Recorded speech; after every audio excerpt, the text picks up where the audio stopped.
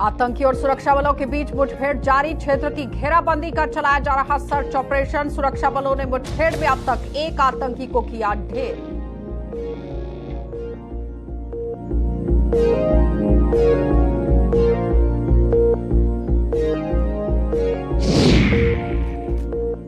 भारतीय रेलवे ने आज लिखा नया इतिहास। 508 रेलवे स्टेशनों का हो रहा नवीनीकरण। जम्मू कश्मीर के 3 रेलवे स्टेशन का हुआ नवीनीकरण।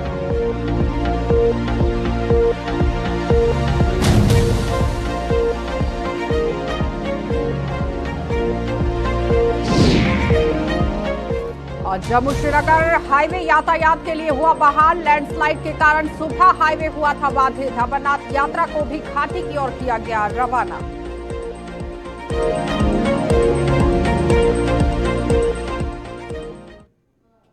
नमस्कार, बुलेटिन में आपका स्वागत है। मैं हूं आपके साथ आशा सरमाल। चलिए शुरुआत करते हैं जम्मू कश्मीर से जुड़ी खबरों की। सबसे पहले आपको सीधा राजौरी लिए चलते हैं, जहां पर एनकाउंटर चल रहा है और इस वक्त की क्या कुछ ताजा अपडेट है वो आपके सामने रख देते हैं। क्योंकि जम्मू कश्मीर के राजौरी सेक्टर के दूरदराज गुंदा खवास इलाके में सुरक्षा बलों और आतंकियों के बीच मुठभेड़ लगातार जारी है। और ये मुठभेड़ कल इलाके में संदिग्ध गतिविधियों की जानकारी मिलने के बाद शुरू हो गई थी और अभी तक इस मुठभेड़ में सुरक्षा बलों ने एक आतंकी को मार गिराया है। और सुरक्षा बलों की ओर से इलाके की घेराबंदी कर पूरे क्षेत्र के अंदर यहां पर आप देखिए तलाशी अभियान शुरू कर दिया गया है। फिलहाल छिपे हुए आतंकियों की तलाश, बड़े पैमाने पर तलाश यहां पर जारी कर दी गई है। अब देखना ही होगा कि किस तरह से सुरक्षा बलों ने वहां पर कमर जो है वो कसी हुई है। साफ तस्वीरों में आप देख सकते हैं किस तरह से आतंकवादी को यहां पर ढेर कर दिया गया है। सुरक्षा बलों ने लगातार कल से ही कमर कसी हुई है और एनकाउंटर का सिलसिला जिस तरह से बदस्तूर जारी था और इसी में चप्पे चप्पे को खंगालने की कोशिश की गई, क्योंकि सुरक्षा बलों ने मुठभेड़ में अब तक एक आतंकवादी को मौत के घाट उतार दिया है। और सुरक्षा बलों और आतंकियों के बीच अभी भी मुठभेड़ लगातार जारी है। तो फिलहाल जिला राजौरी के इलाके की आप देखिए खबर किस तरह से आपके सामने, जहां पर एनकाउंटर का सिलसिला बदस्तूर जारी हो चुका है। इससे पहले भी आपने देखा कि डांगरी इलाके के अंदर किस तरह से घटना पेश आई थी। उससे पहले भी आपने देखा कि किस तरह से संदिग्ध लोग यहां पर पहुंचने की फिराक में थे, लेकिन लगातार एजेंसीज की तरफ से काम किया गया। सुरक्षा बलों ने यहां पर कमर कसी और नार्को टेररिज्म को भी खत्म करने के लिए मुकम्मल तरीके से काम शुरू कर दिया गया। लेकिन फिलहाल इस वक्त आप देखिए घने जंगलों के अंदर ये एनकाउंटर वहां पर चल रहा है और इन जंगलों का ही सहारा लेकर आतंकवादी राजौरी के अंदर घुसने की फिराक में थे, जिसमें सुरक्षा बलों ने कमर तोड़ यहां पर काम जो है वो किया है इन आतंकवादियों का, क्योंकि मुकम्मल तरीके से इन लोगों को नाकू चने चबाना बहुत जरूरी था, जिसपे सुरक्षा बलों ने अब मुहर कहीं ना कहीं लगा दी है। तो फिलहाल सुरक्षा बलों और आतंकियों के बीच में मुठभेड़ पूरी तरह से जिला राजौरी के अंदर जारी है। क्षेत्र की घेराबंदी कर दी गई है। सर्च ऑपरेशन वहां पर चलाया जा रहा है, तलाशी अभियान चलाया जा रहा है और एक आतंकवादी को अभी तक आप देखिए ढेर कर दिया गया है। फिलहाल ज्यादा जानकारी के लिए जमशेद मलिक हमारे संवाददाता हमारे साथ जुड़ चुके हैं। जमशेद, ताजा जानकारी आपसे जानना चाहेंगे। जी गुरु जी, बिल्कुल। जहां कल हमने देखा था कि गुंदा खवास के अंदर एक सर्च ऑपरेशन के दौरान एक इनकाउंटर हुआ था जिसमें एक मिलिटेंट को मार गिराया गया था। हालांकि आज एडीजीपी और जीओसी रोमियो फोर्स के जीओसी की तरफ से जॉइंट प्रेस कॉन्फ्रेंस करके ये कहा गया कि इस मिलिटेंट की शिनाख्त नहीं हो पाई है, मगर ये उनके इस तरफ से ये बातें कही गई इसके पास से जो मेडिसिन मिली है या और सामान मिला है वो सारा पाकिस्तान मार्ग का। इसका मतलब ये मान के चल सकते हैं ये मिलिटेंट पाकिस्तान का। और दूसरी तरफ उनकी तरफ से ये भी बात साफ कर दी गई है कि इस जंगल के अंदर एक नहीं बल्कि 2 मिलिटेंटों का ये ग्रुप है, जिसमें से दूसरे मिलिटेंट का जो बैग जो है वो बरामद कर लिया गया है। उस बैग की बात जहां तक करेंगे, उस बैग के बाद भी ये कहा जा सकता है जो उससे सामान मिला वो भी सारा पाकिस्तान के मार्ग का है। इससे हम ये कह सकते हैं कि दोनों मिलिटेंट पाकिस्तान के और उसकी तलाश के लिए बड़े पैमाने पर सर्च ऑपरेशन क्या लगता है जमशेद कि जिस तरह से हर बार ही सवाल उठता आया है कि पाकिस्तान खलल डालने की कोशिश कर रहा है जम्मू कश्मीर के अंदर, माहौल को बिगाड़ने की कोशिश हो रही है। 15 अगस्त को महज कुछ ही दिन बाकी हैं, लेकिन उससे पहले इस तरह से एनकाउंटर और लगातार आप देखिए सुरक्षा बलों ने तो कमर कसी ही है, लेकिन नापाक हरकत पाकिस्तान की तरफ से ही कहा जाएगा इसे। गुरजी बिल्कुल, जहां तक राजौरी या पुंछ की बात हम करते हैं, राजौरी के अंदर पिछले 2 जून को भी एक इनकाउंटर दसल इलाके में होता है जिसमें एक मिलिटेंट को मार गिराया जाता है, वो भी पाकिस्तान का। और दूसरा इनकाउंटर आज फिर दोबारा देखने को मिल रहा है। 15 अगस्त के साथ साथ राजौरी पुंछ के अंदर एक यात्रा भी बहुत ज्यादा अहमियत रखती है जिसे बाबा बूढ़े अमरनाथ की यात्रा कहा जाता है। 27 तारीख से बाबा बूढ़े अमरनाथ की यात्रा का सिलसिला भी शुरू होने जा रहा है। उससे पहले सिक्योरिटी रिव्यू जहां तक देखा गया था, लिया गया था। चंद रोज पहले भी एडीजीपी की तरफ से ये कहा गया था कि सिक्योरिटी पूरी तरह कड़ी कर दी गई और पूर्व मंत्री के थे से यात्रा को चलाया जाएगा। उसके साथ साथ जिस तरह राजौरी की बात कर रहे हैं या पुंछ की बात कर रहे हैं, 1 जनवरी के बाद राजौरी पुंछ के हालात काफी कशीदा हुए, जहां 1 जनवरी को राजौरी के ढांगरी इलाके में 7 बेगुनाह लोगों का कत्ल किया गया। उसके बाद राजौरी और पुंछ के हाईवे पर भाटा दुनिया के पास मिलिटेंट ने हमला किया, जिसमें हमारे सेना के जवान शहीद हुए। उसके बाद लगातार इस तरह की खबरें सामने आ रही थी कि इन इलाकों में इनपुट थी कि मिलिटेंट है। मगर एक बड़ी खबर और जरूर ये थी, जो एडीजीपी से जब क्वेश्चन पूछा गया कि राजौरी पुंछ के अंदर कितने मिलिटेंट ग्रुप एक्टिव हो सकते हैं, उनकी तरफ से यह कहा गया कि 2 के करीब ग्रुप हैं जो राजौरी पुंछ के अंदर इस वक्त एक्टिव हैं, जिनकी तादाद अगर हम लेके चलें 3 के हिसाब से तो 6 मिलिटेंट राजौरी पुंछ के अंदर एक्टिव हैं, जिसमें से इससे पहले जिस तरह मैंने बताया कि दसल के अंदर 2 जून को एक इनकाउंटर में मिलिटेंट मार गिराया जाता है और आज गुंदा खवास में एक मिलिटेंट मार गिराया जाता है। लेकिन जमशेद, एक बड़ा सवाल यहाँ पर यह है कि इससे पहले भी आपने देखा कि सीमावर्ती इलाकों के अंदर नार्को टेररिज्म को किस तरह से बढ़ावा देने की कोशिश हो रही थी। आपको नहीं लगता है कि कवर फायर वहीं से यहाँ पर ये हो रहा है? इसे कवर फायर ही माना जाएगा। एक तरफ नार्को टेररिज्म और दूसरी तरफ आप फेंसिंग के नीचे से घुसकर इस तरह से घुसपैठ के लिए पहुंच जाते हैं।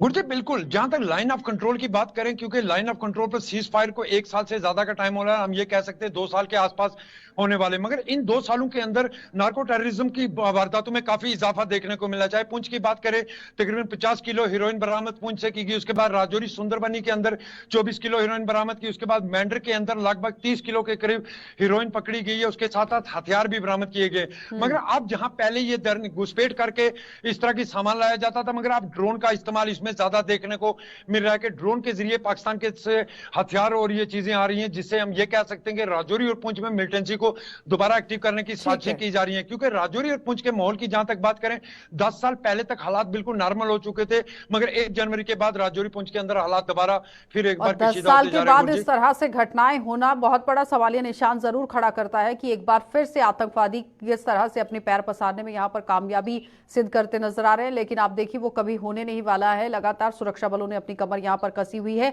जमशेद, बहुत बहुत धन्यवाद जुड़ने के लिए। तो फिलहाल आपने देखा ग्राउंड जीरो से हमारे साथ जमशेद मलिक जुड़े हुए थे, जो पूरी अपडेट कर रहे हैं कि किस तरह से रात से ही एनकाउंटर बदस्तूर वहां पर जारी है। एक आतंकवादी को मार गिराया गया है, लेकिन फिलहाल जितना भी सामान बरामद हुआ है वो सारा का सारा सामान पाकिस्तान से संबंध रखता है। तो वहीं से पुलिस जो है वो अंदाजा लगा रही है कि पाकिस्तानी आतंकवादी हो सकते हैं। लेकिन उससे पहले आप देखिए, बाबा बुड्ढा अमरनाथ जी की भी यात्रा शुरू होने वाली है और इस बीच में 15 अगस्त का समय भी कुछ ही बच गया है। लेकिन इस तरह से अगर पाकिस्तान की तरफ से आप देखिए खलल डालने की कोशिश हो रही है, सुरक्षा बलों ने पूरी तरह से मोर्चा संभाला हुआ है। आगे बढ़ जाते हैं। भारतीय रेलवे ने आज नया इतिहास लिखते हुए अमृत भारत स्टेशन योजना के तहत यहां 508 रेलवे स्टेशनों का नवीनीकरण कर दिया है और इसकी शुरुआत आज से हो गई है, जिसका शुभारंभ प्रधानमंत्री नरेंद्र मोदी ने वीडियो कॉन्फ्रेंसिंग के माध्यम से किया। इस योजना के माध्यम से जम्मू कश्मीर में भी 3 रेलवे स्टेशन का नवीनीकरण हो रहा है, जिसमें जम्मू, उधमपुर और घाटी का बड़गाम रेलवे स्टेशन शामिल है। जम्मू और उधमपुर में उद्घाटन समारोह का आयोजन किया गया, जिसमें सांसद जुगल किशोर शर्मा, जम्मू के मेयर राजेंद्र शर्मा और उनके साथ ही प्रशासनिक अधिकारी और गणमान्य लोग मौजूद रहे। Udhampur chamber of commerce and industry ने यहां उधमपुर रेलवे स्टेशन का नवीनीकरण करने के लिए सरकार का भी आभार व्यक्त कर दिया है और चैंबर के सदस्यों के मुताबिक इससे उधमपुर के विकास में बढ़ोतरी होगी। तो दोनों तस्वीरें आपके सामने, जहां पर जम्मू के अंदर भी वीडियो कॉन्फ्रेंसिंग के जरिए प्रधानमंत्री नरेंद्र मोदी यहां उद्घाटन करते हुए नजर आए, यानी कि शुभारंभ करते हुए नजर आए हैं नवीनीकरण का। और ये किसी उद्घाटन से तो कम नहीं है, लेकिन फिलहाल एक नई सौगात जम्मू की जनता को। और इस बीच में दूसरी तस्वीर आप जिला उधमपुर से देख रहे हैं, जहां पर चैंबर ऑफ कॉमर्स पूरी तरह से आभार व्यक्त करता नजर आ रहा है कि जिस तरह से नवीनीकरण रेलवे स्टेशन का हो रहा है, इससे व्यापार में बढ़ोतरी होगी और बिजनेस काफी तरीके से बढ़ता नजर आएगा। अनिल हमारे संवाददाता हमारे साथ जुड़ चुके हैं। अनिल, किस तरह से वहां पर कार्यक्रम की शुरुआत की गई और क्या कुछ चल रहा है अभी?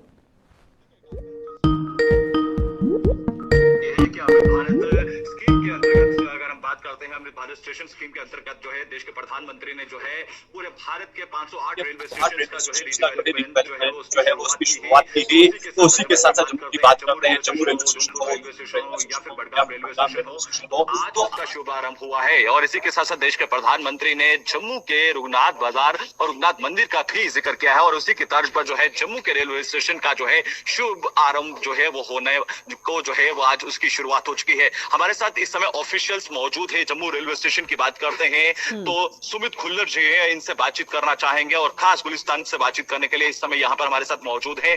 सुमित जी के साथ सीधा बातचीत करते हैं किस तरह का जो है यहाँ पर प्रावधान होने वाला है और किस तरह कितनी लागत यहाँ पर लगेगी और किस तरह से जम्मू कश्मीर के खासकर जम्मू रेलवे स्टेशन को डेवलप किया जाएगा। सुमित जी, आपका बहुत बहुत स्वागत है गुलिस्तान से बातचीत करने के लिए। सुमित जी, आप अवगत करवाइएगा हमारे जम्मू कश्मीर की जनता को जो ये लाभ मिलने वाला है जम्मू रेलवे स्टेशन को, अब नया शुभारंभ होने जा रहा है, इसकी लागत क्या रहने वाली है, क्या कुछ पूरी तस्वीर बदलेगी? जम्मू रेलवे स्टेशन की अगर हम बात करें तो यहाँ ट्रेन फर्स्ट टाइम 1970 में आई थी जी। 50 साल हो चुके हैं यहाँ ट्रेन की डेवलपमेंट होते हुए।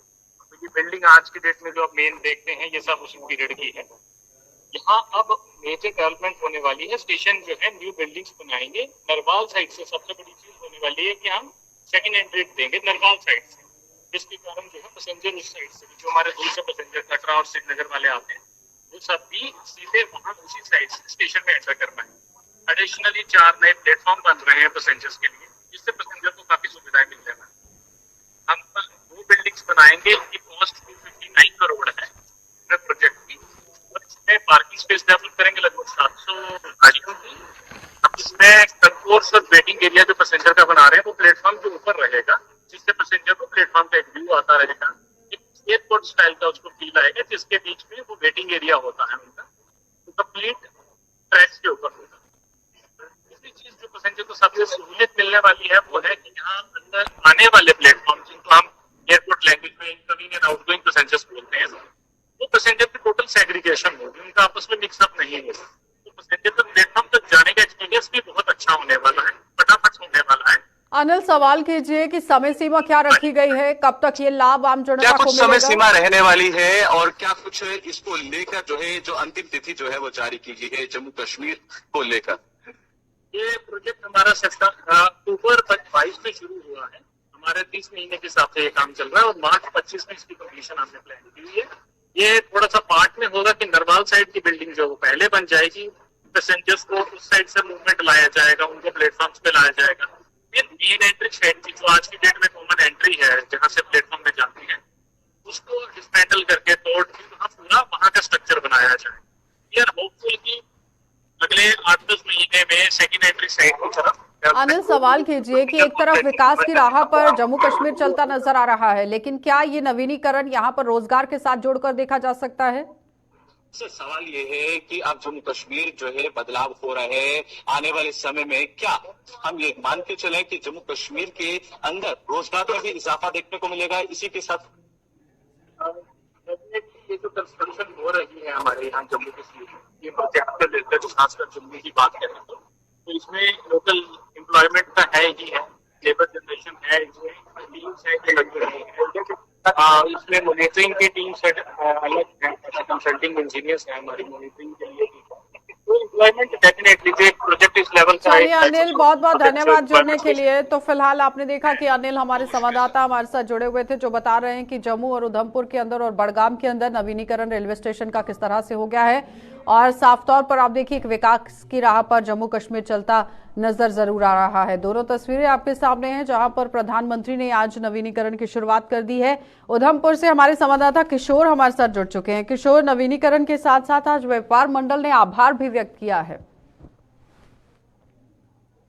किशोर, देखिए आशा, जिस तरह से आज 508 के करीब जो माननीय प्रधानमंत्री द्वारा जो है वो रेलवे स्टेशनों का जो है वो पूर्ण विकास यानी कि शिलान्यास किया गया और कुछ ही देर पहले यहाँ पे पीएमओ मंत्री डॉक्टर जितेंद्र सिंह द्वारा यहाँ पे शिलान्यास किया गया। लेकिन आपको बताते चलें कि आज जो चैम्बर्स ऑफ कॉमर्स के जो लोग यहाँ पे मौके पर पहुंचे थे, उनकी तरफ से ये कहा जा रहा था कि काफी संघर्ष के बाद जो है आज वो खुश देखने को मिले हैं। उनकी तरफ से ये भी कहा जा रहा है कि काफी पुरानी जो उधमपुर रेलवे स्टेशन की जो थी पुरानी मांग थी, लेकिन आपको ये भी बताते चले कि जिस तरह से आप पीएमओ मंत्री डॉक्टर जितेंद्र द्वारा ये भी कहा गया कि आने वाले इसी साल के अंत में जो है वो रेलवे स्टेशन का जो ये नींव पत्थर यहाँ पे रखा गया, तो आने वाले के दिनों के अंदर जो है कश्मीर घाटी के अंदर भी यहाँ से जो है वो ट्रेन की जो सुविधा है वो कश्मीर घाटी के अंदर पहुंचा दी जाएगी। और अभी भी हमने ये देखा कि काफी जो यहाँ के लोकल लोग थे उनमें भी काफी खुशी देखने को मिली। उनकी तरफ से ये कहा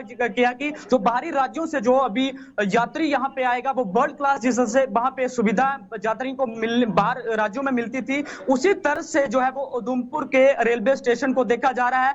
25,000 करोड़ की लागत से आज जो इसका जो है वो शिलान्यास पीएमओ मंत्री डॉक्टर जितेंद्र द्वारा यहाँ पे शिलान्यास किया गया, और जिस तरह से प्रधानमंत्री द्वारा वहां वीडियो कॉन्फ्रेंस के जरिए माध्यम से लोगों को यह समझाया गया। और किशोर, जरा ये बताइए कि नवीनीकरण के बाद किस तरह से बदलाव जो है वो उधमपुर रेलवे स्टेशन पर देखने को मिलेगा, क्योंकि जम्मू के अंदर तो बदलाव देखने को मिलेंगे, लेकिन जाहिर तौर पर उधमपुर रेलवे स्टेशन की अगर हम बात करें, जिस तरह से व्यापारी भी कह रहे हैं कि काफी तरीके से खुशी है, उनका व्यापार बढ़ेगा, ज्यादा से ज्यादा लोग वहां पर पहुंचेंगे, क्योंकि अगर रेलवे स्टेशन को नवीनीकरण के तौर पर बनाया जाता है तो।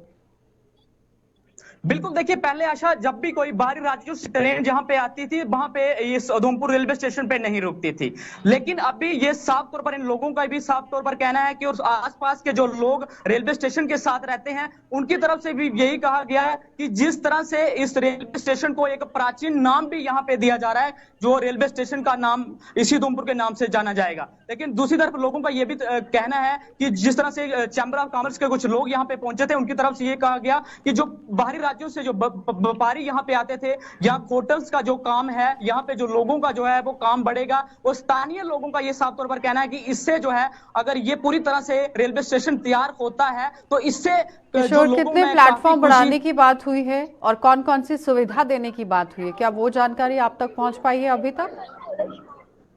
बिल्कुल, देखिए जिस तरह से पीएमओ डॉक्टर जितेंद्र से हमने बात की, उनकी तरफ से ये कहा गया कि जिस तरह से वर्ल्ड क्लास की सुविधाएं जो बाहरी राज्यों के बाहरी देशों प्रदेशों में जो यात्रियों को मिलती थी, उसी तरह से जो है वो ये जो आज 71 के करीब जो आज शिलान्यास जो माननीय प्रधानमंत्री द्वारा रखा गया है, और उनकी तरफ से ये भी कहा गया कि हर चीज की जो है वो यात्रियों को अंदर खाने पीने वाली जो वस्तु होगी वो भी यहाँ पे जिस तरह से रेस्टोरेंट का तैयार किया जाता है, जिस तरह से किया था, उसी तरह से जो है वो रेलवे स्टेशन को जो है वो आशा देखा जाएगा। बहुत बहुत धन्यवाद जुड़ने के लिए। तो फिलहाल आपने देखा कि उधमपुर के अंदर भी किस तरह से नवीनीकरण के लिए शुरुआत यहाँ पर हो गई है। व्यापार मंडल ने मुकम्मल तरीके से आप देखिए आभार जताया है, चैम्बर ऑफ कॉमर्स यहाँ पर आभार जता रहा है, जम्मू के अंदर भी आप देखिए लोग किस तरह से आभार व्यक्त करते नजर आ रहे हैं। लेकिन देखना ये होगा कि समय सीमा क्या कुछ रखी गई है। तो ऑफिशियल की तरफ से आपने देखा कि यहाँ पर 2025 का समय जो है वो निर्धारित किया गया है, तो उसके बाद किस तरह से आम जनता को यहाँ पर सुविधा फराहम होगी आने वाला समय बताएगा। आगे बढ़ जाते हैं, अब आपको रामबन लिए चलते हैं। रामबन में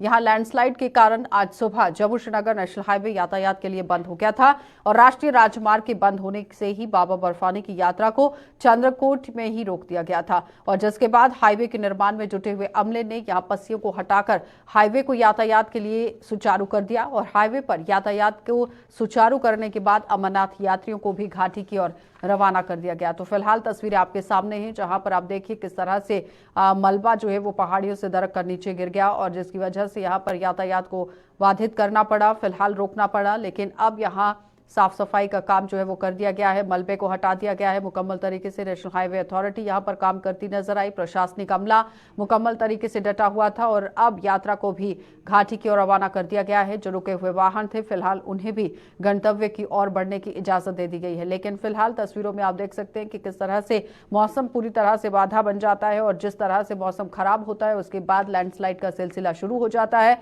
और यातायात को बाधित करना यहां पर पड़ सकता है। लेकिन फिलहाल आप समझिए कि लैंडस्लाइड के कारण यातायात यहां पर बहाल नहीं हो पाया था, लेकिन उस पर जल्द से जल्द प्रशासनिक अमले ने काम किया और फिर यात्रियों को आगे बढ़ने की इजाजत दी गई।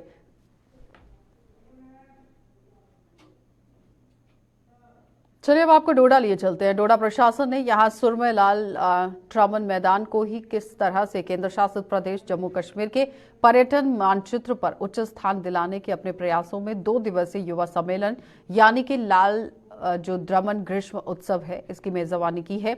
और ये लाल द्रमन एक इलाका है जिसमें बहुत ही खूबसूरती देखने को मिलती है। लाल द्रमन घास का जो मैदान है प्रकृति कि आप वहां पर जो खूबसूरती है, प्रकृति का जो नज़ारा है वो देखने को मिल सकता है। अद्भुत नज़ारा है, मनमोहक और सुंदर घास के मैदान वहां पर हैं। सड़क मार्ग से कनेक्टिविटी ना होने के कारण पर्यटन यहां मानचित्र में अपने उच्च स्थान से ये दूर है, लेकिन डीसी डोडा विशेष महाजन के नेतृत्व में जिला प्रशासन ने कड़ी मेहनत की और हाल ही में जिला प्रशासन बहुचर्चित लाल द्रमन को सड़क संपर्क से जोड़ने में सफल रहा है। बताते चले कि यहाँ लाल द्रमन डोडा शहर से 15 किलोमीटर की दूरी पर स्थित है और ये पहाड़ों और परिदृश्यों से घिरा हुआ है और ये घास का मैदान एक समृद्ध संस्कृति और साथ ही साथ विरासत इसे कहा जा सकता है, जहां पारंपरिक रीति रिवाज और प्रथाएं अभी भी स्थानीय समुदाय के साथ यहां पर प्रचलित हैं। और इसके साथ ही डीसी डोडा और एसएसपी ने महोत्सव का दौरा भी किया है, वहां पर व्यवस्थाओं का निरीक्षण किया। इस दौरान स्थानीय कलाकारों के रंगारंग सांस्कृतिक कार्यक्रम भी वहां पर हुए।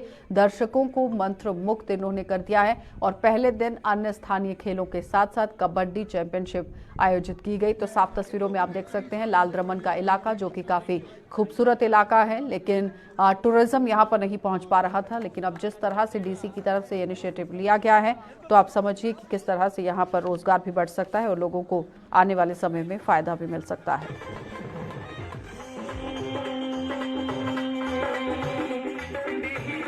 ये मेरी शायद किस्मत में था कि इसका श्रेय मुझे मिले। मैं शुक्रगुजार हूँ भगवान का और उनके बाद हमारे honourable lieutenant governor chief secretary, जिन्होंने हमें एक ही हिदायत दी है कि ज़िले में या जहाँ पे भी आप काम करें, you have to give your 100% and it should be for welfare of the people. मुझे बड़ी खुशी है कि लोगों से मैं रास्ते में भी मिला, जब मैं मीडो में भी पहुँचा तो लोग बहुत खुश थे। तो ये खुशी मेरी खुशी को डबल करती है। जिस तरह से हमारे कई सारे इलाके हैं, जैसे उद्यानपुर का इलाका काफ़ी खूबसूरत है, भद्रवाह के कुछ इलाके हमारे हैं, या डल द्रमन है, क्या आने वाले टाइम में इस तरह के प्रोग्राम वहाँ पे भी आप करवाएंगे? बिल्कुल, इस पे भी मैं डल द्रमन में, क्योंकि रोड की बड़ी दरियाना डिमांड है, मैंने पीडब्ल्यूडी को कहा है वो हमें एडवाइस करें। लेकिन मैं कल ही बात कर रहा था कि वहाँ पे एक एडवेंचर का 2 दिन का या 3 दिन का फेस्टिवल करें। ट्रैकेथॉन का एक आइडिया है पूरे डोडा डिस्ट्रिक्ट में, तो जिसमें डल द्रमन, जंतरून, उसके बाद नागनी और भी जो धारे हैं जहाँ पे लोग अक्सर जाते हैं लेकिन उनको वो जो एक्सपोजर है वो नहीं मिलता है, वो कोशिश करेंगे कि जो ट्रैकर्स हैं, जैसे आपने आज देखा यहाँ पे भद्रवाह के जम्मू से बाइकर्स आए हैं, भद्रवाह से लोग आए हैं जो पार्टिसिपेट कर रहे हैं, टेंट्स उन्होंने लगाए हैं। कि आप देख रहे हैं कि पूरे चिनाब वैली में लाल द्रमन एक ऐसी डेस्टिनी है, इसको इग्नोर किया जा रहा था, कोई देख रेख नहीं थी। लेकिन जब से डिस्ट्रिक्ट एडमिनिस्ट्रेशन में डीसी साहब विशेष पाल महाजन जी आए और उन्होंने यहाँ पे रोड जो छूटी हुई रोड थी काफ़ी अरसे से, काफ़ी सालों से उसको कोई देख नहीं रहा था, उन्होंने विद इन डेज में रोड पहुँचाई, मेला रखा 2 दिन का, लोगों को यहाँ पे दुकानें लगाने का मौका मिला। यहाँ पे आप देख रहे हैं क्रिकेट भी हो रहा है, काफ़ी लोग यहाँ पे मतलब इस मेले से खुश हैं और काफ़ी एक्टिविटी यहाँ पे हुई। आप देख रहे हैं टूरिज्म ने यहाँ पे हट्स भी बनाई हैं,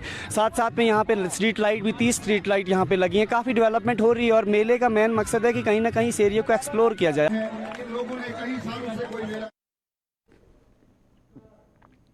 तो पहाड़ियों को एसटी का दर्जा देने का विरोध लगातार जारी है। आज जम्मू के यहां पनामा चौक में भी all Jammu and Kashmir Gujjar Bakarwal central coordination committee ने पहाड़ियों को एसटी का दर्जा दिए जाने पर सवाल उठा दिए हैं। प्रदर्शन कर रहे इन लोगों ने यहां जीडी शर्मा कमीशन की रिपोर्ट को असंवैधानिक करार देते हुए फौरी तौर पर इस बिल को वापस लेने की मांग की।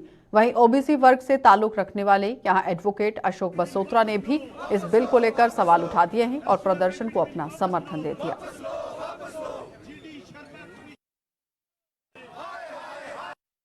आज का ये प्रोटेस्ट, जैसा कि आप जानते हैं और पूरा हिंदुस्तान जानता है कि एक बिल जो एसटी बिल और एसटी अमेंडमेंट बिल पार्लियामेंट में लाया गया है वो अनकॉन्स्टिट्यूशनल है और गलत रिकमेंडेशन पे वो बिल बनाया गया है। जीडी शर्मा साहब की कमीशन जो रिपोर्ट है उस पे ये बनाया गया है जो बिल्कुल अनकॉन्स्टिट्यूशनल है, क्योंकि जीडी शर्मा साहब खुद एक गद्दा ब्राह्मण है, उस पर उन्होंने गद्दा ब्राह्मण को रिकमेंड किया है और नोबॉडी कैन बी जज ऑफ हिज ओन काज, और इन्होंने खुद को भी रिकमेंड किया है। इसलिए बुनियादी तौर पे ही ये बिल जो है अनकॉन्स्टिट्यूशनल है। और फिर ओबीसी के लिए कमीशन कॉन्स्टिट्यूट हुआ था, एससी या एसटी पे ये कोई रिकमेंडेशन नहीं कर सकता था। इसलिए इस रिकमेंडेशन को खत्म किया जाना चाहिए, वापस लिया जाना चाहिए और जो उसके आधार पर बिल बनाया गया है उसे फौरी तौर पे वापस लेना चाहिए। कैटेगरीज जॉइंट एक्शन कमेटी की तरफ से आज ये एहतजाज यहाँ रखा गया है, जिसमें SC ST OBC माइनॉरिटी के सभी लोग शामिल हैं। मैं एडवोकेट अशोक कुमार बसोत्रा OBC वर्ग को रिप्रेजेंट करते हुए इसमें शामिल हुआ हूं और हमारा पूरा वर्ग इनके साथ है।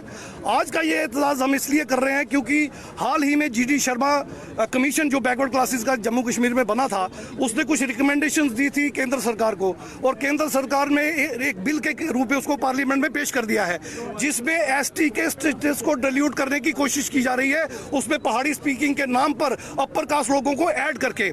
इसी तरह OBC की कास्ट में भी 15 और नाम ऐड कर रहे हैं, जिसमें कुछ तो जातियां हैं और कुछ वेस्ट पाकिस्तानी रिफ्यूजी के नाम पर हैं। इस तरह से ब्राह्मण, क्षत्रिय, वैश्य, पीर, वाणी, ये बड़े बड़े ऊंची जाति के जो हिंदू मुस्लिम लोग हैं, ये उसमें शामिल किए जा रहे हैं। अब सोचने वाली बात यह है कि socially and educationally backward classes के लिए रिजर्वेशन का प्रावधान है। आर्टिकल 15(4) और 16(4) पढ़ लीजिए, 340, 41, 42, 43 पढ़ लीजिए। तो ये ना सोशली बैकवर्ड है, ना ही ये एजुकेशनली बैकवर्ड है, और ना ही ये इकोनॉमिकली बैकवर्ड है। 80% सीटों पे इनका पहले से कब्जा है, 10% EWS पे इन्होंने फिर से कब्जा कर लिया। बचे हुए 10% अभी तक SC ST OBC को जो मिल रहे थे, इन कास्ट को इंक्लूड करके उसको इन्होंने डाइल्यूट कर दिया। चलिए, बुलेटिन में फिलहाल इतना ही। देश और दुनिया की खबरों के लिए आप बने रहिए गुलिस्तान न्यूज के साथ।